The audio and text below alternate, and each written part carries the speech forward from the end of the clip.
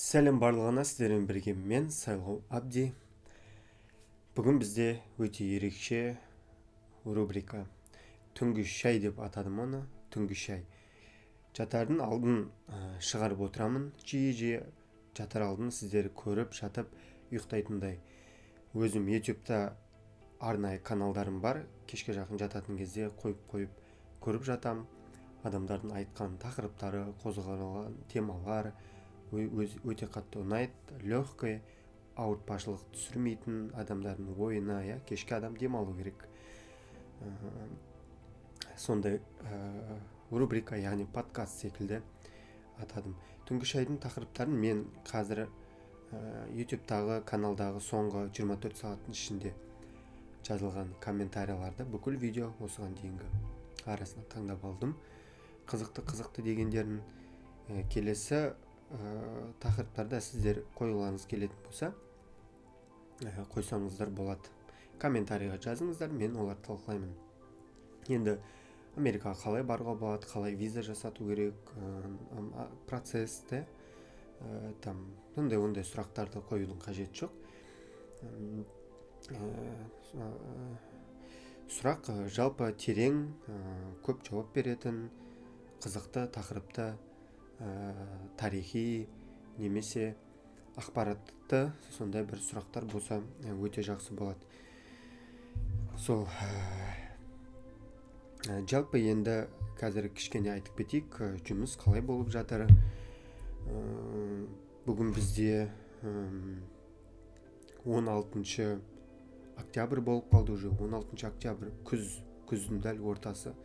Дәл осындай уақыт өткеннен кейін қыс басталайын деп тұр. 2020 жылда бітеді.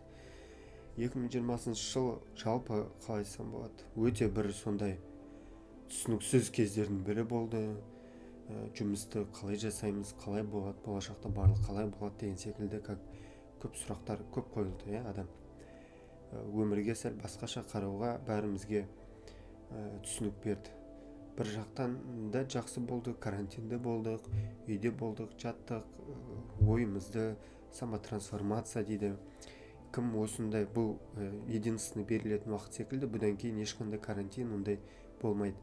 Неге дейтін болсақ, карантин осы уақытқа дейін дүние жүзінде пандемия болмаған, бұндай масштабта. Хотя коронавирустан гөрі көптеген аурулар, одан да ауыр аурулар шығып жатты. Дегенмен бүкіл мемлекеттер мұң қосылып, Қазақстанда карантин жариялады, көп адамда дүние жүзінде үйде отырды, мемлекеттен кішкене бір пособиялар алды. Сол кейбір адамдар бұл уақытты тиімді пайдаланды, кітаптар оқылды, самообразование, самотрансформациямен айналысты. Енді кейбір адамдар негативті ақпарат жинап, негативті нәрселер көріп, болмайтын нәрсеге уақыттарын өткізген болуы да мүмкін. Ол енді әркім индивидуально. Сол секілді сіз именно уақытыңызды тиімді пайдаландыңыз деген ойдамын. Сол енді мынау YouTube'да бірнеше сұрақтар пайда болды. Мен ол сұрақтың бәрін топтастырып, мағынасы, яғни өзің туралы айтшы дейді. Хотя осыған кішкене тоқталып кетейін. Көп видеоларда айтқан болатынмын, бірақ именно осындай подкаст секілді арнайы видео шығарып, арнайы тікелей эфир секілді сұхбат жасаған емес екенмін, оказывается. Максимум өзім жайлы 1-2 минут, 3 минут, максимум 5 минут айтқан екенмін. Сол енді қысқаша енді айтып кетейін. Жаңадан келіп жатқан адамдар бар, айына 70-100 подписчиктей қосылады. Солай. Мен есімім, шын есім Абдай Ислам, фамилиям Сайлов, көпшілігі Сайлау дейді. На самом деле Абди Ислам атым. Абди дейді. Мектеп кезден бастап оқыған кезде Америкада бүкіл жерде просто Абди оңай, жеңіл естіледі, тез жаттап алуға да. 92 жылғымын, Шымкентте дүниеге келгенмін, Шымкентте өстім. 2009 жылы Дарын екінші мектеп Шымкент қаласында, Абай парктың артында, білетін шығарсыздар, мамандандырылған 3 тілде оқытатын мектеп. Сол мектепті бітіргенмін. 2009 жылы Астанада қаржы полициясы академиясына түстім. 4 жыл оқыдым, казармада тұрдым. Былай айтқанда, енді мемлекетте, Қазақстанда өзімнің әскери борышымды өтедім десем болады, қателеспеймін. 2013 жыл бітіріп Шымкент қаласына жіберді жұмысқа. Қаржы полициясы департаменті ол кезде сыбайлас жемқорлыққа қарсы іс-қимыл, сыбайлас жемқорлыққа және экономикалық қылмыстарға қарсы іс-қимыл агенттік бөлімі департаментінде бастапқыда опер болып, инспектор болып жұмыс жасадым. Должность деп айтсақ болады, әскери емес, специальный звание деп айтады, старший лейтенант болды. Сол 2014 жылы осы жөнінде енді толығымен сіздерге айта берейін, бәрі қызық болсын, түсінікті болсын. 2013 жылы Шымкентте жұмыс жасадым. 2014 жылы мені жаз айында, июньде Түркістан қаласы, қазіргі облыс орталығы Түркістан облысы, сол жерге командировкаға жіберді. Командировка жұмыс істеп жүргенде 3-ші айда, август айын болатын, 2014 жылы қаржы полициясы органдарын президент Нұрсұлтан Әбішұлы Назарбаев жапты, шешім шығарды. Әрине шешім шықты, жаңалықтар бойынша тарады, қаржы полициясы органдары жабылады, бірақ қаржы полициясы органдары және экономикалық қылмысқа қарсы күресетін агенттік екіге бөлінеді деп сондай шешім шығарды. Чтоб екі орган, осы бір орган ішінде коррупция болмас үшін деген секілді. Сол бірақ шешім шыққанмен ол 2014 жыл декабрьде полный жабылып, бізді тарқатты десек болады. Сол істеп жүрдім. Енді істегенде бір жақтан енді қазіргі жағдаймен, қазір мысалы 2020 жыл, 2009 жылы мен мектеп бітіріп жүргенде ер жеткен жігітпіз, оқуға мысалы мектеп бітіруші түлек 5-ші сабақ таңдайды, қай пәннен НТ тапсырамын деп, ұбт-ны. Сол кезде әркім әр жаққа түсуге армандайды. Сол кезде яғни өте қатты желание болатын қаржы полициясы академиясына түсу. Ол номер 1-ші элиталы, мысалы либо КМБ-ға түседі біреулер, либо қаржы полициясына. Адамдар көп, Қазақстан бойынша түскісі келетін балдар. Сондай бір өте қатты желание болатын. Оқыдық, оқығаннан кейін жұмыс істегіміз келді. Жұмыс істеп жүріп, енді негізі әрбір адам болашақта, егерде мемлекеттік органға баратын болсаңыздар, жұмысқа, сіздер міндетті түрде өз-өздеріңізге шешулеріңіз керек. Ол жұмыс сізге керек па? Сіз қаншалықты ол жұмысты жақсы көріп жұмыс жасайсыз? Мен сол кезде түсіндім өзіме. 2 жылдай жұмыс жасап, 6 жыл қаржы полициясы органдарында қызмет етіп, мемлекет қызмет, оның ішінде орган, именно орган, құқық қорғау органы, ол менің маған тән емес жұмыстардың бірі. Неге дейтін болсақ, ол жерде адам оған өзі туылғаннан кішкентай кезінде бір мектепке бармай жатып, немесе бір 10 жасқа дейін қалыптасады характер, негізі органға арналған. Ол жерде адам қатты болу керек, ол жерде адам умный болу керек, ол жерде адам жұмысты жақсы көру керек. Сондай әртүрлі бір карьераны жақсы көру керек. Жұмыс, енді мен подробно көп нәрсені айта алмаймын. Как-никак мемлекеттің құпиясы бар. Сол секілді енді бұлай сіздер түсінесіздер, органның жұмысы қандай.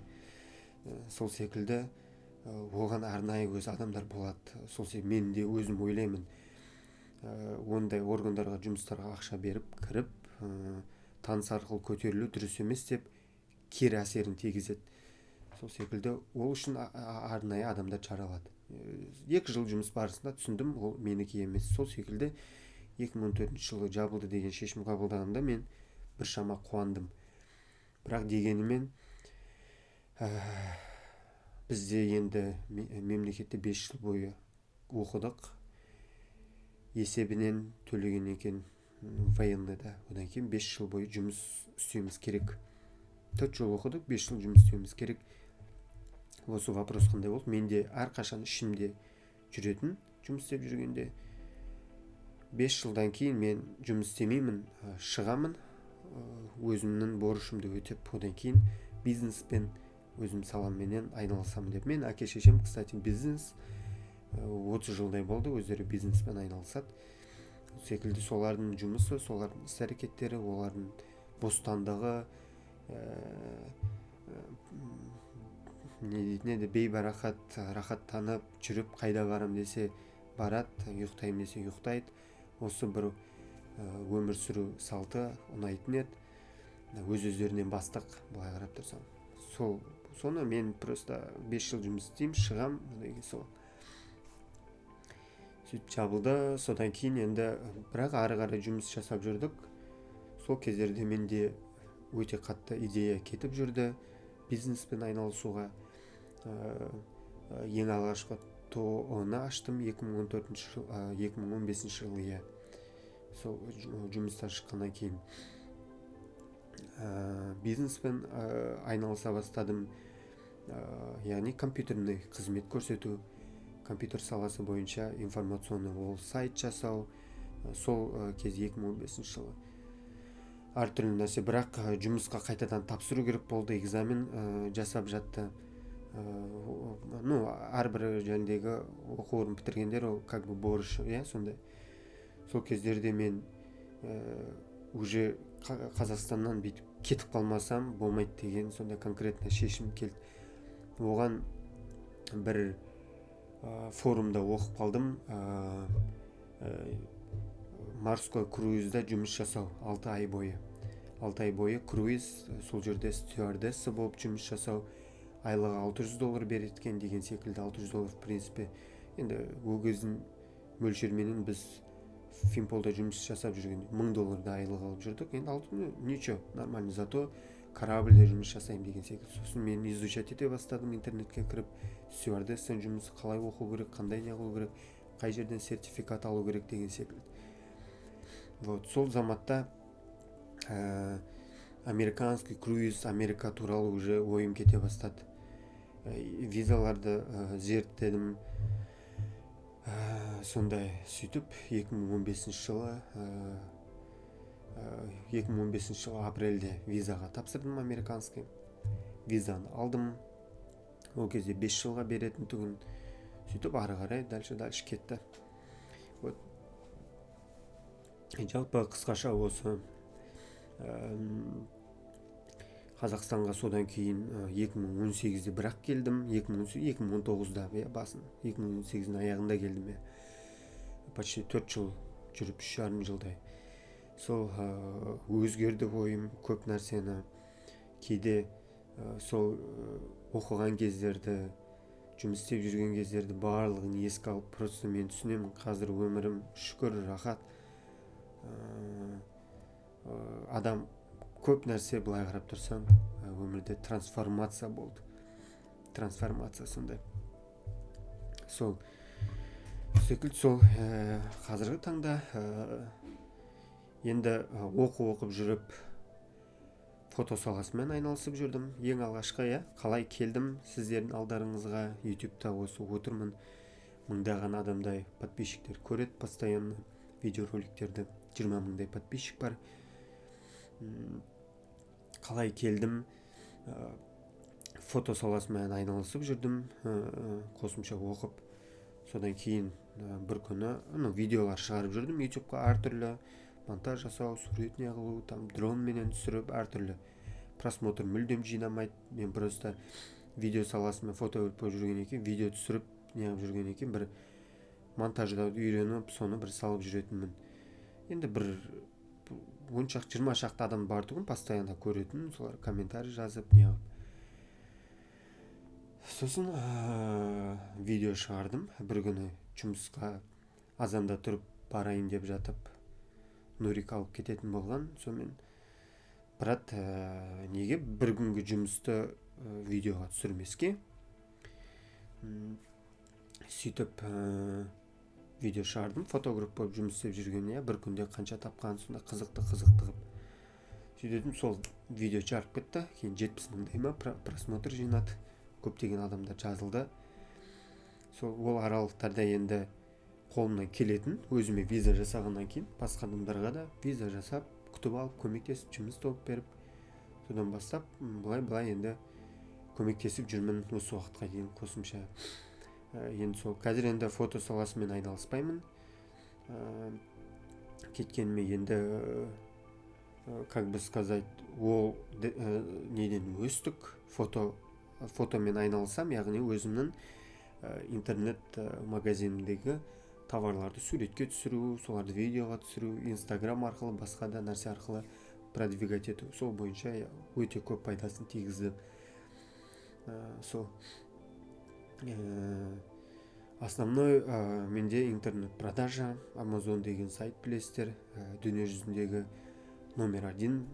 Интернетке кіріп көпшілігі сұрап жатады, не ол Amazon, финансы пирамида емес, ақша салатын жер емес пе деп. Жоқ, ондай нәрсе емес.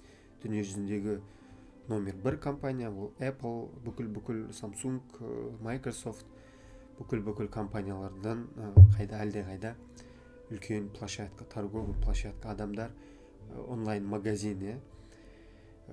Кәдімгі қазір мен қарап жатырмын, Америкада кішкентай киім сататын, әртүрлі сататын магазиндер азайып баратыр. Тек қана туристерге ғана сатылатын жерлер бар. 90% американецтердің бәрі ондай заттардың бәрін Амазоннан алады. Қазір тамақтың өзін Амазоннан алатын болды. Заказ беріп үйіне коробкамен продукты.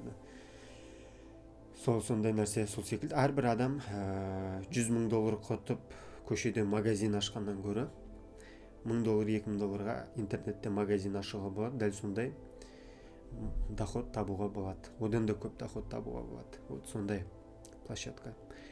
Сол жалпы заман өте қатты өзгеріп бара жатыр.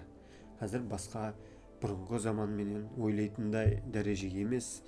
Мысалы, мен 2018 жылдың соңында, декабрьде ма Қазақстанға келгенде,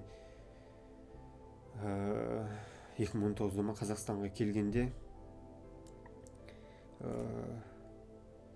не дейтін еді?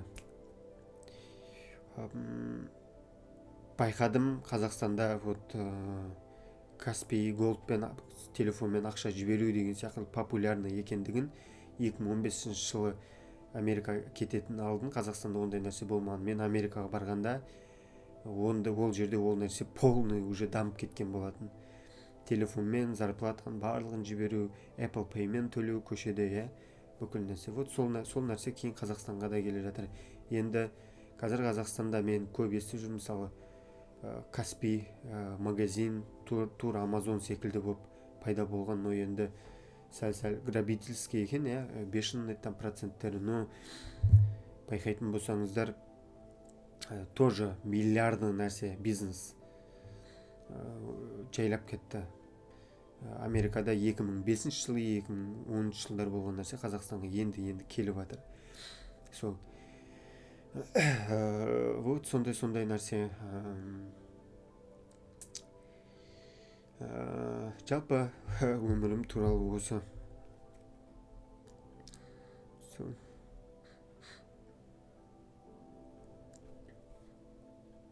Так, түнгі шай бағдарламасы осындай болады. Бір білдейтін өздеріңіздің, енді сұрақтарыңызды қоя берсеңіздер болады болашақта. Сондай.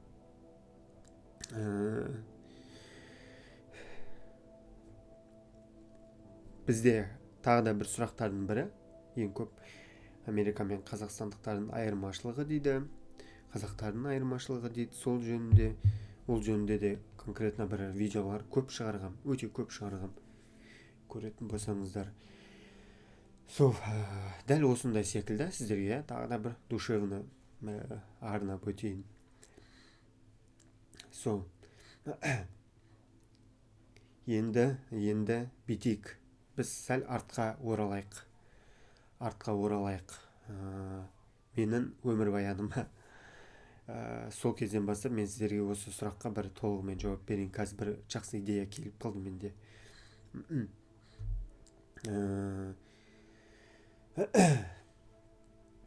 Халықты мен білесіздер ма? Қазір енді именно мына 2020 жылы халық более-менее сәл өзгеріп келе жатыр. Мынау интернетке кіреді, инстаграмда адамдар отырады, просто бешеный, бір какой-то бір 2 минут 3 минуттың ішінде адам уже пәленбай информация көріп тастайды, жаңалықты оқып тастайды, келесі нәрсені, приколдар, пайдалы нәрсе, уағыз, насихат, ғылыми нәрсе, және бір адамдардың бір нәрсені жасап жатқан видеоларын просто бүйтіп адам бір 5-10 минуттың ішінде өте көп нәрсені алады. Сол. Даже кешеде айтып жатыр бір нелерде, музыкалардың өзі адамдардың бәрі 15-20 секундтық музыкалар шығып жатыр. Қазір одан артық адамдар тыңдамайды деп. Сонда 3 минут, 4 минуттық емес, сонда. Сол секілді адамның образованиесі как бы өсіп жатыр. Ол біздің елге де өте жақсы бір позитивті пайдасын тигізіп жатыр. Но в целом Америкада енді адамдар, қалай айтсақ болады, бұл жөнінде толеранттық, түсіну, тәлім, тәрбие айтады. Америкада, шетелде жалпы тәрбие жоқ шығар, ол жердің халқы иманы жоқ шығар деген секілді сұрақтар өте дұрыс емес сұрақ. Керісінше, наоборот, сіздер байқайсыздар, бұл жөнінде өте қатты бұл тәрбие емес, бұл адамдардың түсінігі, бұл білім, мектепте берілетін тәрбие, адамдардың арасындағы отношение барлығы адамды өзгертеді. Сіздер түсінесіздер, что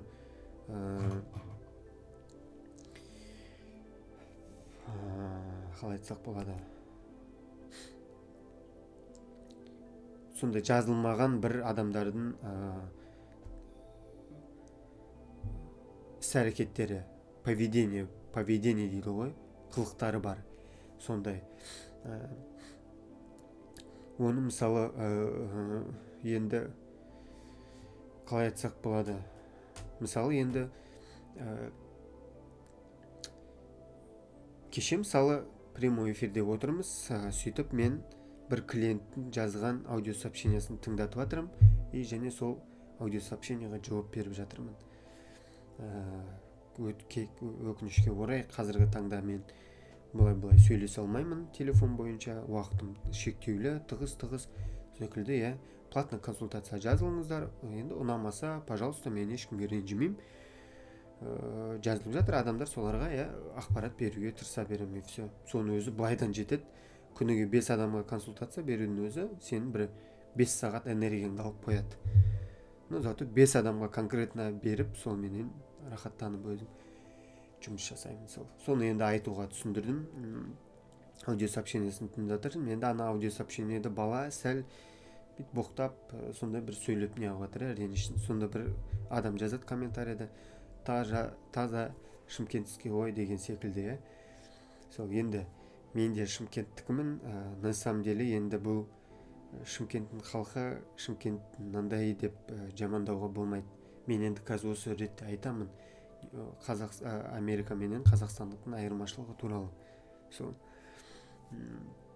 Шымкенттің халқы деп айтауға болмайды. Негізінде мен таза Шымкенттің өскенмін.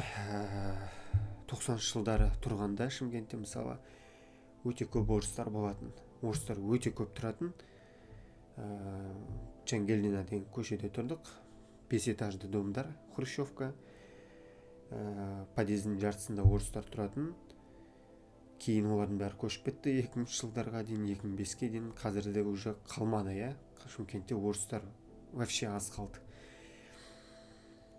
Соны өте көп националды болатын көшелеріміз.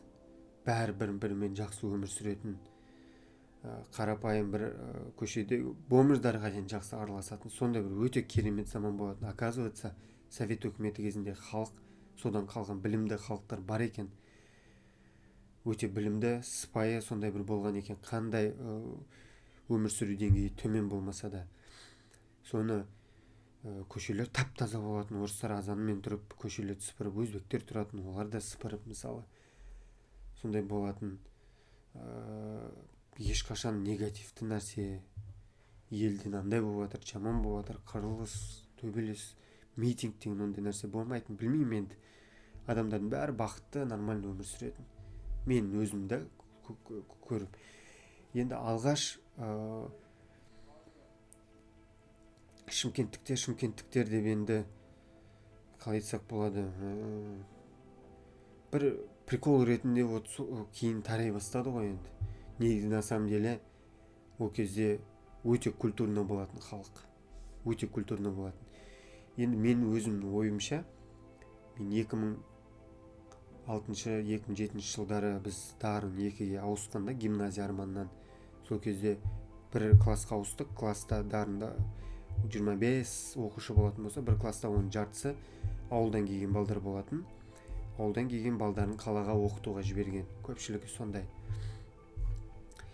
Енді сол кезде мен түсінгенім, сол заманнан бастап бізде Қазақстан, Шымкентте именно сондай бір мамбетизм, қалай айтсак енді кешірім өтінем сөйтіп сөйлеп жатқаныма, но мамбетизм сол кезден бастап жолой бастады. Көшеде там төбелесүү, бірін-бірін сындырып кетүү, үйтіп кетүү, бүйтіп кетүү, там разборка, анау-мынау деген нәрселердің бәрі сол кездерде таза бастала бастады.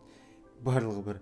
Мен недавно 2019-да ма, кажется, осы үйленбей тұрып енді қыз іздеп свиданияға барасын. Шымкентте свиданияға барып, сол кезде бір қыздың ағасы көріп қалды көшеде, и ол менен әлдеқайда жас бала. Сол Шымкентте там Жетісай жақтікі. И жүрміз қызбен бірге, ол әлгі қызды шақырып алады, там осындай деп.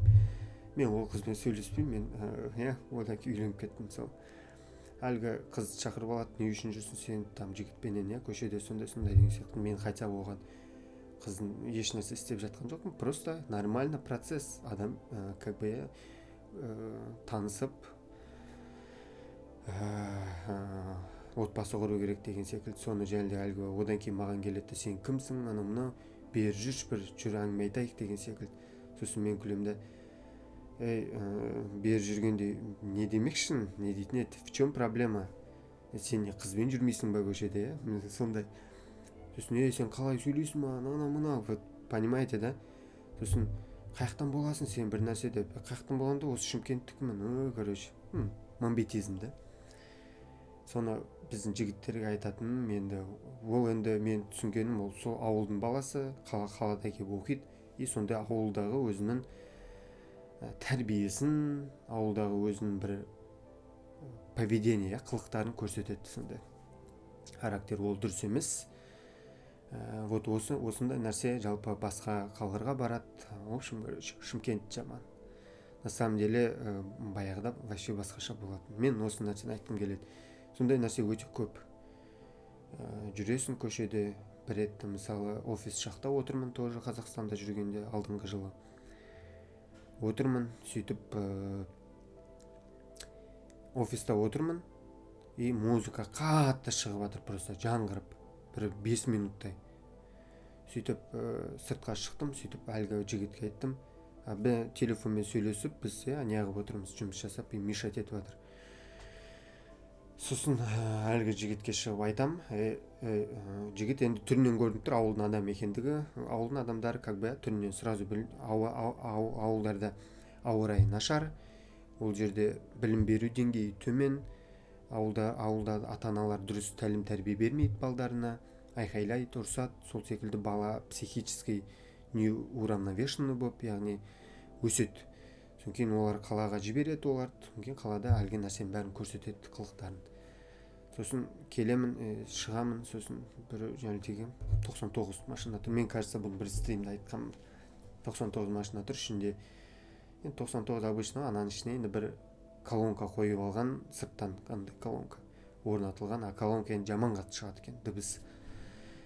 Сонымен айтам, жігіт,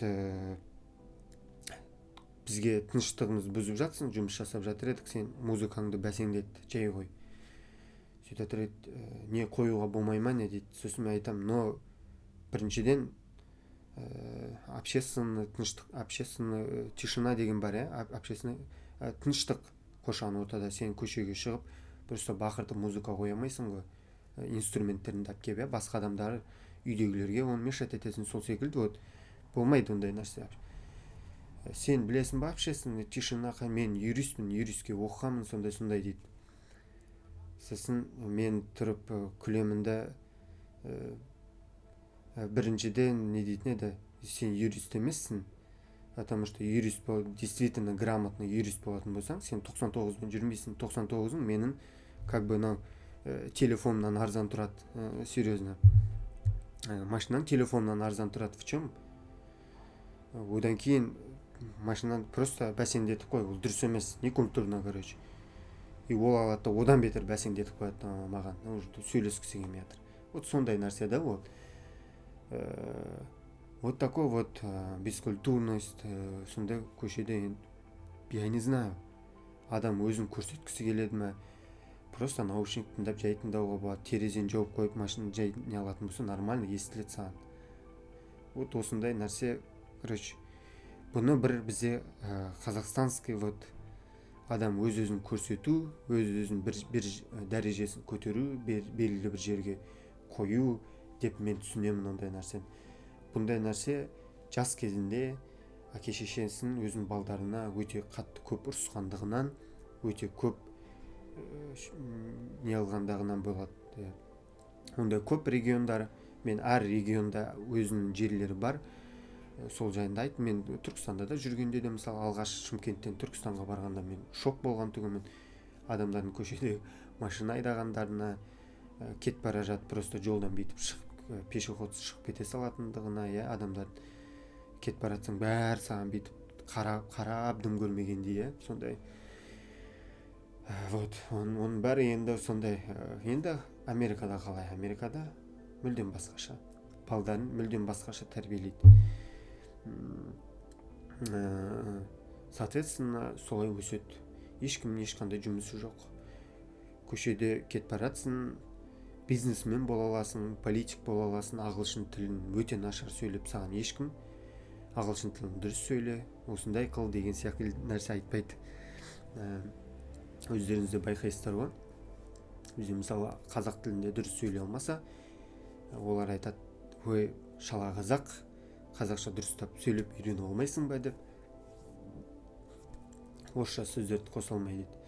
Сосын біреулер орысша сөйлей алмай жатса, короче, мамбич там не дейтін еді, орысша сөйлей алмайды деген сен, сондай күлкіге айналдырады.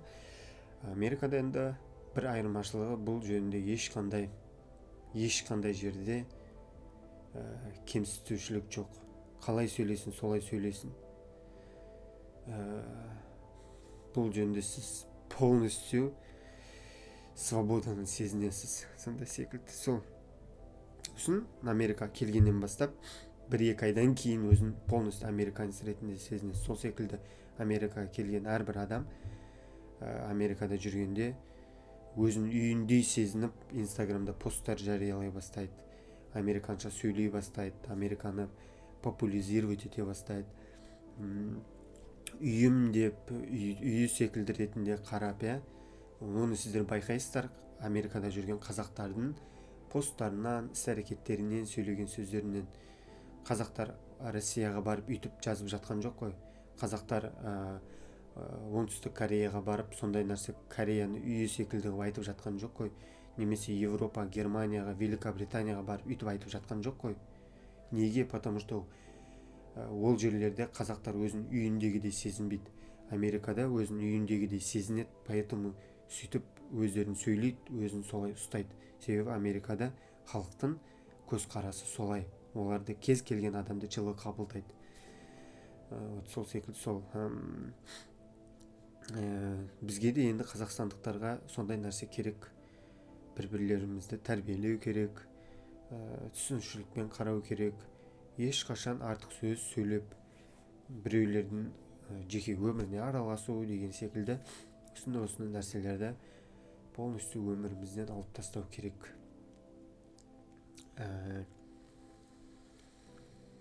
Жалпы сол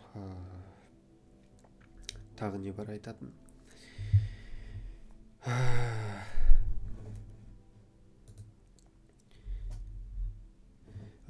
Ладно, короче, біз бетейік. Түнгі біздің подкаст, түнгі шайды көргендеріңізге рахмет сіздерге. Бетейік, сіздер осы толығымен көріп шыққан болатын болсаңыздар, келесі тақырыпта қандай нәрсені талқылайын, сіздер комментарийға жазыңыздар. Мен сол жөнінде сіздерге видео шығаратын боламын. Әзірге сіздермен қоштасамын. Барлықтарыңызға сау саламатты болыңыздар.